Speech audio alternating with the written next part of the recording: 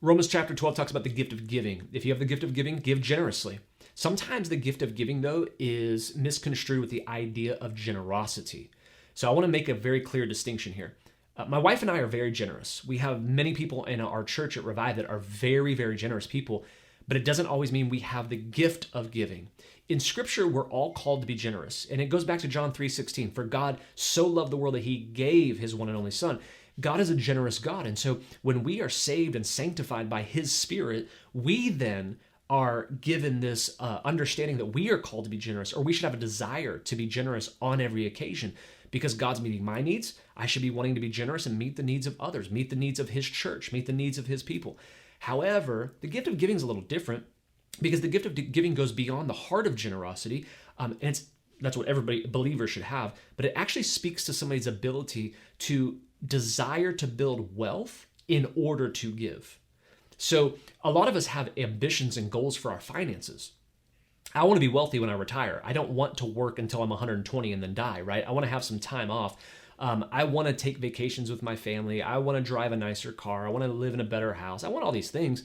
But the gift of giving is a natural response to somebody to go where they say, hey, I want to build some wealth so that I can give most of it away.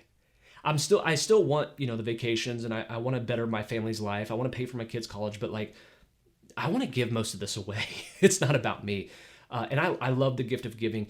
I saw this in action the most when I was working at a furniture store called Hemispheres. It's actually, I don't know if it's still around, but years ago is where I met my wife, and they were owned by Hobby Lobby Corporation. Hobby Lobby at the time had a CEO named David Green.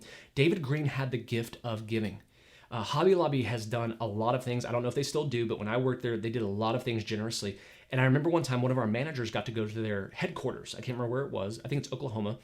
And they went to Hobby Lobby headquarters, and he said there were warehouses on site where they had they would take donations of medical supplies, crutches, wheelchairs, hearing aids, and they would actually pay out of the profits of Hobby Lobby to refurbish those medical supplies and then donate them to people in need.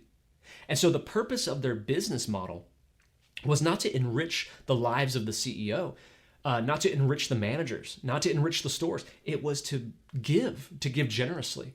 I know Hobby Lobby at one point had a third-party ministry that the Greens ran as well, where they would actually buy churches who were struggling. They would buy them buildings so they wouldn't have to take on the burden of loans and refurbishing and remodeling. They would pay for all of it. Like that kind of stuff, that's the gift of giving. Now, for all of us, it doesn't mean all of us are going to be a CEO. It doesn't mean all of us are going to have a multi-billion-dollar business. But when you have the gift of giving, your mindset first and foremost is, man, I want to make more so I can give more. Not, I just want to give because I'm generous. No, I want to see how can I increase my wealth? Do I need to start a business? Do I need to get a promotion? Do I need to invest strategically so that I can be generous with the local church, with people who are in need, with my family, with whatever God has called me to do? So you'll know if you got the gift of giving, not just I'm a generous person, that is what we all need to be, but you'll know you have the gift of giving when you're starting to strategize, how do I make more so I can always give more?